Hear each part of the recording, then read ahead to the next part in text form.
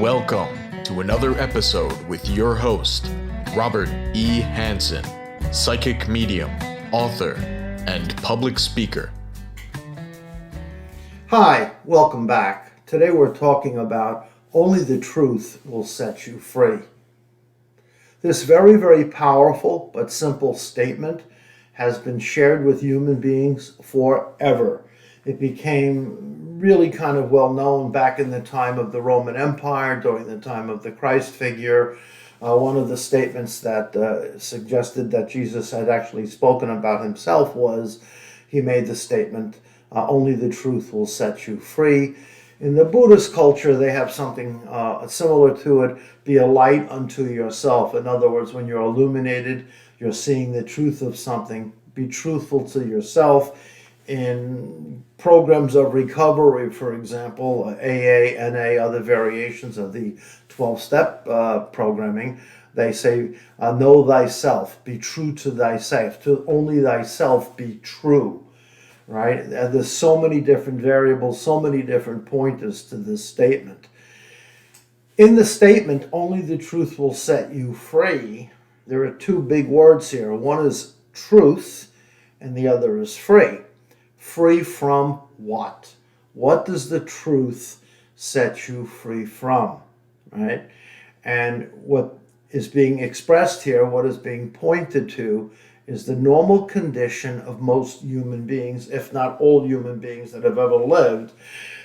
They are all, me, you, most people, are a byproduct of our conditioning, our culture, our value systems, our mores, our religious upbringings, our influences, our family influences. There are so many variables that flood into this mindset of ours, right? Not just our individual minds, but everyone around us culturally has similar expressions of what they consider to be the truth, right? The truth. Oh, now this is true for me. No, this is true. This is true. This is not uncommon. People say, I know the truth. I know the truth. A very classic example of this would be something that you might run into if you ever sat in a gallery at a court of law, right? You may sit there and you're watching the prosecutor and the defendant, and you're watching the attorneys, and you're watching the judge and the court stenographers and all of that. And they call a witness to the witness stand, and they ask them to put their hand up and put their hand on the Bible, and they ask them to swear that they're telling the truth the best they can on what they've experienced regarding a case. So, for example, the judge may say to them, or what he calls charging the jury or charging at the witness, he says, I don't want to hear your opinion. I don't want you to inject your own personal needs and wants into this. What I need to know is what you saw when the red car hit the blue car. Nothing else. Nothing else. We appreciate you coming. It's your obligation as a citizen. And we only want that truth. Yes, I saw the red car hit the blue car. That is what I saw. Thank you very much. Step down. Yeah, but I thought the driver... No, we're not asking for your variations. We just want you to tell us what you saw as a fact. The fact and the truth pretty much correlate to each other in many situations, right?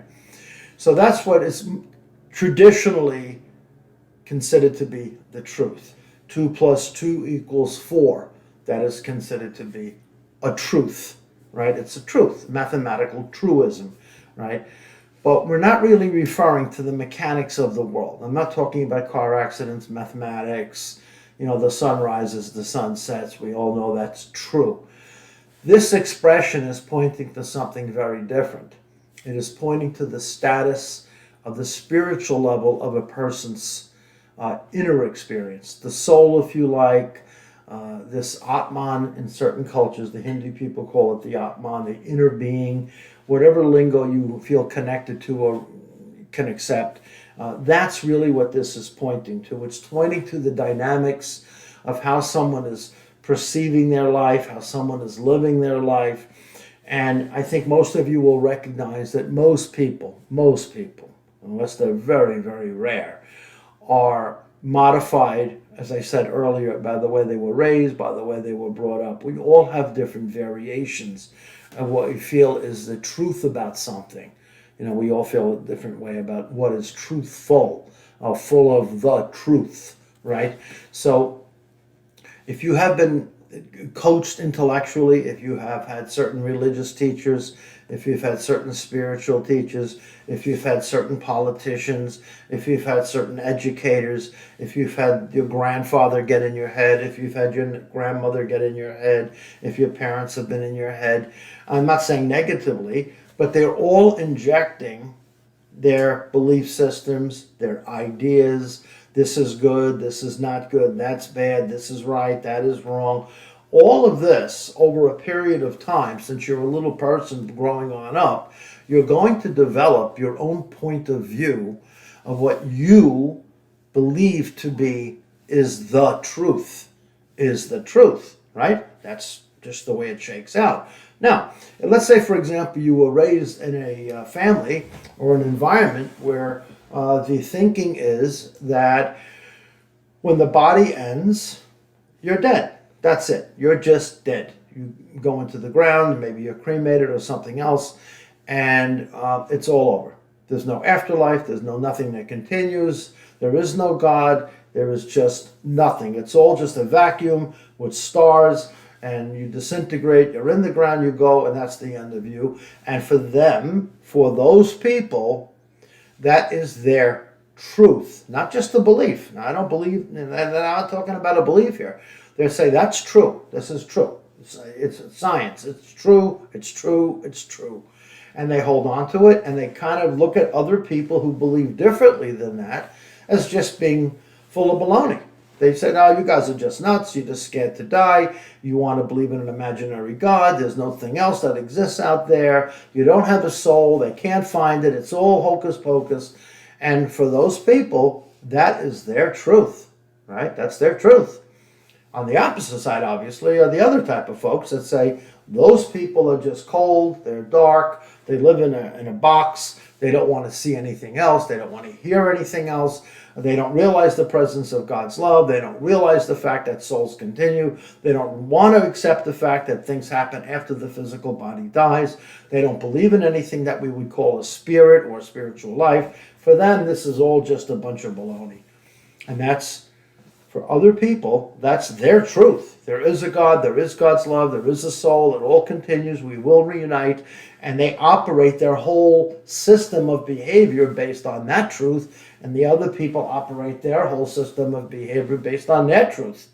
And they can both sit down and make compelling arguments as to why they feel the way they do. So who the heck is true, right? That's what this spiritual expression is pointing to. You see, when we get to the truth of something that is setting us free, it is also pointing to that it is setting us free from our own opinions, our own conditioning, our own ideas, our own taught thinking process, right? Our own taught thinking, our conditioned thinking. It really covers so much of what is really being given to us. It really is. So I'll give you another kind of a side example of this on two different levels. I'll share them both with you. 2,000 years ago, going back around the time of the Christ figure and the Roman Empire and the Greeks and Moses coming out of Egypt, and if you go up north to the Vikings up in Norway and Sweden and running around in the northern countries, the Vikings, for example, absolutely believed there was a god called Odin, and there was Thor with the big thunder hammer, and they absolutely believed it was true. Going south, you go down to Italy and to Greece, they believed that there was a giant living under the ocean, 500 feet tall, named Neptune or Poseidon, depending upon the culture, and they absolutely believed this giant guy controlled the waves, controlled the fishing harvests, and to appease him, to make him happy. They had gladiators fighting. They had virgin women being cast off the edge of cliffs into the ocean itself, drowning them at sea to keep Neptune or Poseidon at peace and make him happy. So they had a lot of more fish coming. And at that time, they absolutely believed it, as the Vikings, for example, believed that there was a guy up in the clouds with a big hammer called Thor, making lightning bolts and thunder. They believed it. They built their culture based upon it, right? And obviously today, looking back, we can see that all of those beliefs, which they held on to be the truth, fell apart. It all fell apart. And they know now it's just superstition. They know it's mythology. They know it's just based upon old mindsets, the times of witchcraft, the times of worshiping God figures, the belief that inside of trees there was little elves running around. That whole system of thinking kind of exploded, right? And it freed up people. It freed them from the bondage of being scrutinized by these gods all the time, or living under the thumb of these imaginary deities that many people believed was controlling their lives.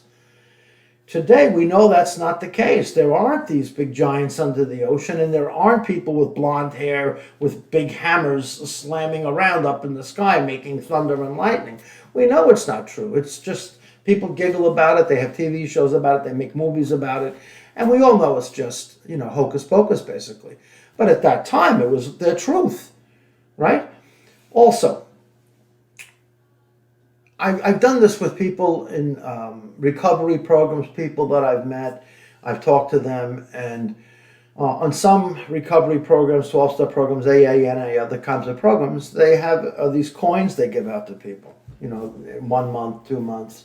It's kind of like a pat on the back. It reinforces them. It gives them motivation. It serves a wonderful purpose to help people in recovery. It really does.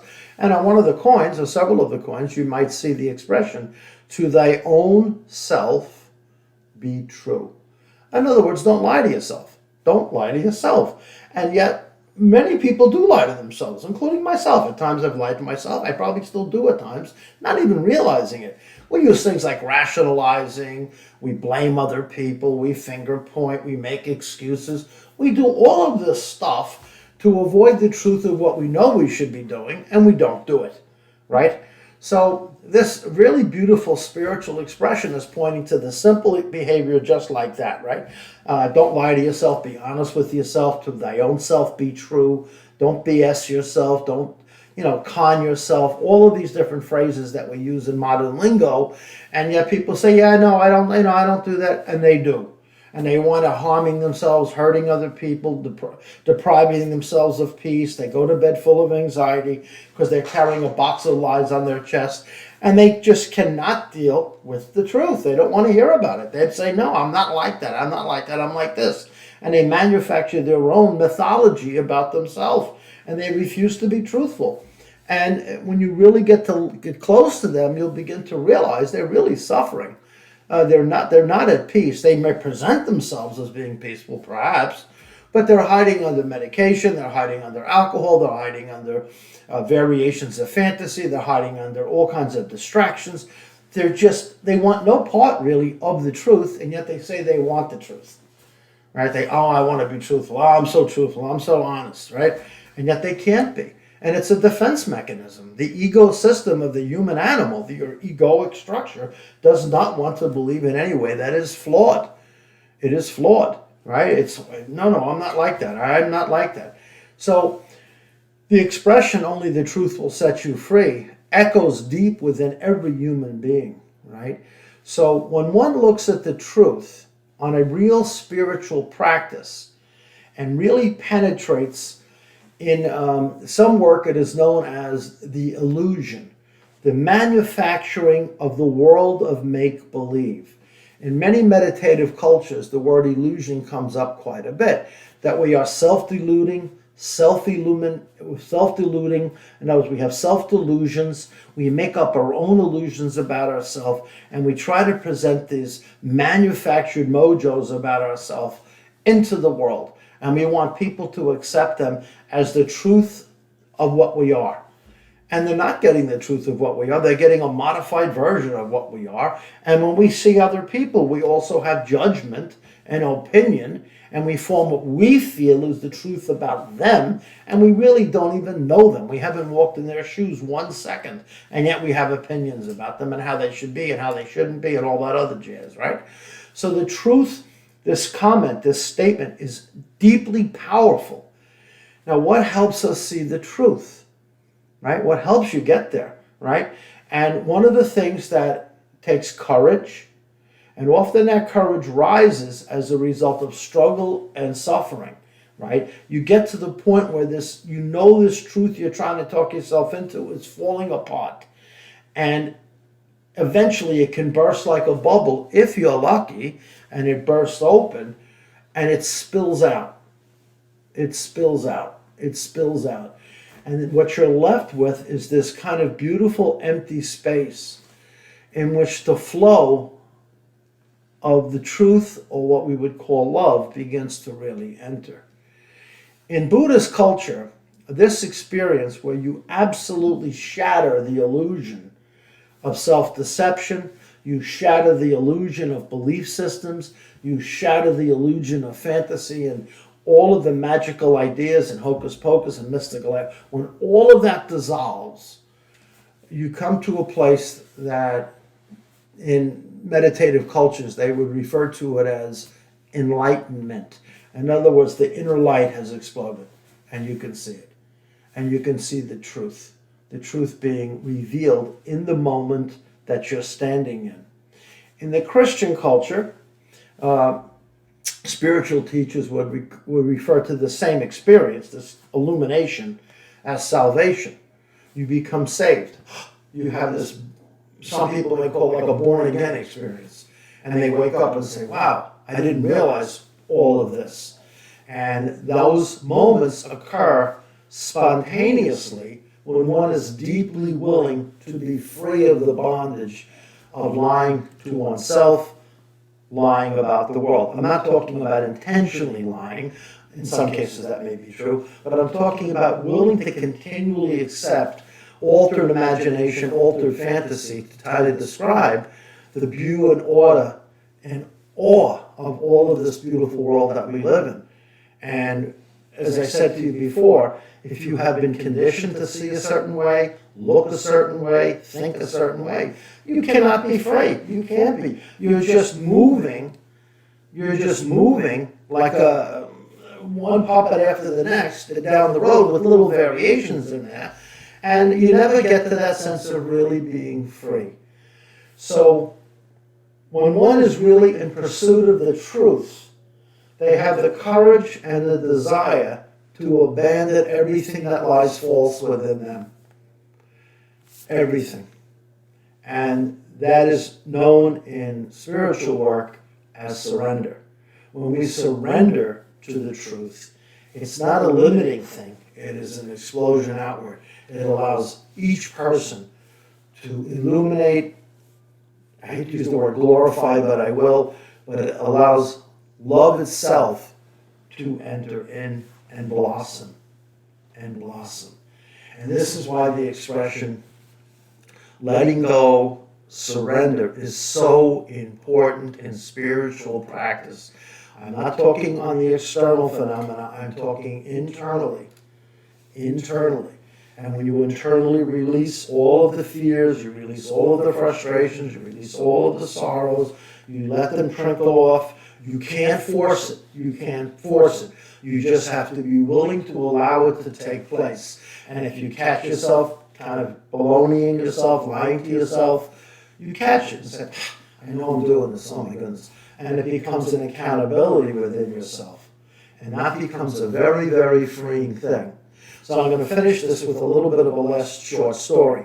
Sometimes when I meet parents, often I meet moms in my work, and I will ask them, do you have children? And they say, oh yes, I have kids. And I'll say, okay, how many kids? And they go, I got 3 kids. Can you name one of your kids? Yeah, my son's name is James. I say, okay, do you love James? And they go, of course I love James. He's my son. And I say, yeah, I understand that, but how do you know you love him? I mean, how do you know that? Well, I just know, I can feel it. I mean, what are you talking about? I'm like, no. How do you know it? I mean, I know you're telling me that you love him, and I know I'm sure you would do anything to make them safe and happy and well and protect them at all costs, which is what most parents would do. I definitely understand that. I get it. I'm a parent myself. But how do you know you love them? That's number one. And number two, Can you describe what it's like to love that child? Can you describe what it's like to love that child? And they sit there and kind of stare at me and they go, you know, Robert, I can't do that. I don't have words. I don't have the words to tell you what it's like to love my child. I just have this deep, deep knowing. So then I kind of tweak them a little bit. I say, do you believe you love your child? And at first they said, well, of course I believe it. I said, do you really believe it? Or do you know it to be true down to your toes? And they go, that's it. It's not even a belief. It's a deep, deep, deep recognition of the truth that this love between this woman and that child is unbreakable, eternal, and forever. That is the truth. And if you can bring that passion of love into your daily moment, day after day after day, and you really step into that place where there is no denying that absolute consciousness, that absolute truth, this is what the whole spiritual process is pointing to. That is the truth that this statement points to, that love itself is the answer. And to come to that place of deep love, deep peace, deep resonance, then you will fall in love with the truth, because the truth will set you free. Thanks for tuning in.